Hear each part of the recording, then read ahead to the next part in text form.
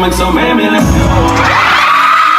I went to a concert alone and here's what happened. Hello, it's the Anlalab. Siyempre, commute tayo papunta and maulan that time. Kaya medyo hesitant talaga akong lumabas ng bahay. Lalo na't ako lang mag-isa manonood. Pero one of my bucket list talaga is to watch a concert alone. So sabi ko, sige, gawin na natin. And super thankful ako sa nag-sponsor ng ticket ko for the Written by Wilbert Ross concert. Thank you, Biba. Salamat, ate ko, Pep. Ate Hazel, shout out. Pagdating ko, registration muna tayo. And may pa-light stick pa sila, ha.